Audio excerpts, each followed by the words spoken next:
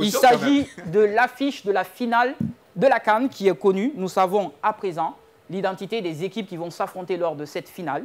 Il s'agit du Nigeria qui a disposé de l'Afrique du Sud au tir au but 4-2 et de la Côte d'Ivoire qui a disposé du Congo 1-0. Maintenant, ta position sur le match, vu que tu as des positions. Oui, Delphine. Ah, Pascal, tu as raté. Les deux matchs-là, c'était du lourd. C'est vrai, je ne suis pas trop foot, mais cette CAN-là, c'est la CAN des retournements digne d'un film hollywoodien. C'était de la science-fiction. Science-fiction totale.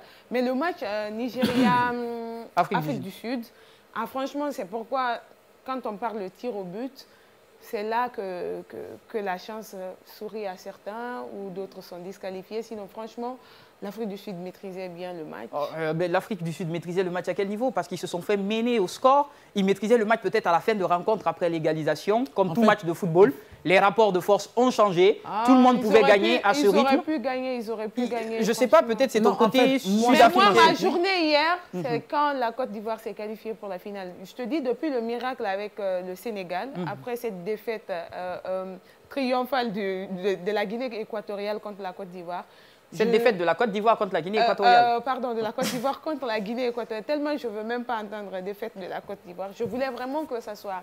Je souhaite à la Côte d'Ivoire ce que je souhaite à la Guinée. Je n'aimerais pas qu'on organise une CAN à Conakry et que ce soit un autre pays. Pour ça, il faudrait être efficace déjà. Et pour ça, il faudra avoir des stades. Un stade qui est en rénovation. C'est arrêté. On a un stade qui est en rénovation, dont les travaux sont arrêtés depuis décembre. Un exemple. D'accord. Ce que je n'aimerais pas... ce que j'aimerais pas que la Guinée vive, je ne veux pas que la Côte d'Ivoire vive la même chose. Qu'on se mette au travail. C'était trop beau de voir la Côte d'Ivoire se qualifier en finale de sa CAN quand on sait la manière dont ils se sont qualifiés, de justesse grâce à une victoire du Maroc. Après, on peut dire que c'est une équipe qui a pris conscience de sa situation, qui s'est battue. Et souvent, les équipes au bord de l'élimination, quand elles reviennent dans une compétition, c'est forcément ça. On se souvient de l'Argentine qui avait été battue dès son premier match contre l'Arabie Saoudite, pays organisateur de la Coupe du Monde. L'Argentine qui a failli être éliminée face au Mexique. L'Argentine qui s'est battue jusqu'au bout. On se souvient de l'Euro avec le Portugal, Euro 2016, et même de la CAN 2015 avec la Côte d'Ivoire toujours, qui s'était qualifiée grâce à une victoire du Cameroun. Justement, Euro 2016 aussi, Cristiano Ronaldo avec le Portugal, ils se sont qualifiés en tant que meilleur troisième. Et finalement, ils ont remporté l'Euro. Moi, je pense que quand une équipe est au bord de l'élimination... J'espère la même chose pour la Côte d'Ivoire. Elle remporte cette coupe à domicile. Ça, c'est ton côté ivoirienne qui parle. Moi, je souhaite plutôt une victoire du Nigeria.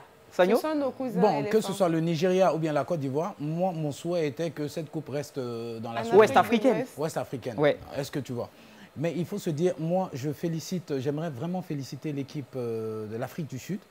Ils ne sont pas bons seulement qu'au rugby, mais ils ont démontré qu'ils ont le football dans les jambes. Mais après, il y a un aspect sur cette équipe qu'il fallait souligner. La plupart, presque tous les joueurs, pour dire cela, ont été pris dans le championnat local. Mamelodi Sundowns, de la Mamelodi, du même club. Donc, c'est une équipe qui se connaît suffisamment bien, qui a su souder cette équipe. Comme pour dire qu'on peut aujourd'hui, nous aussi, miser sur notre championnat local. On a vu avec le CHAN et tout ça. Oui, effectivement. Et sincèrement, ils ont donné chaud au Nigeria. Ils ont vraiment donné chaud au Nigeria. Moi, quand j'ai suivi les prolongations, je dis si le Nigeria accepte de partir au tir au but avec l'Afrique du Sud, il risque de perdre parce que tu connais les performances. Superman a eu sa kryptonite devant lui. Oui, c'était quand même le Nigeria.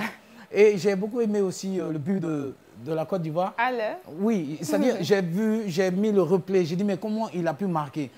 Mais j'ai déduit que jusqu'à présent, lui, il doit être en train de se poser la question comment le but là est rentré, comment est-ce que le ballon là est rentré, parce que c'était de la physique mélangée à...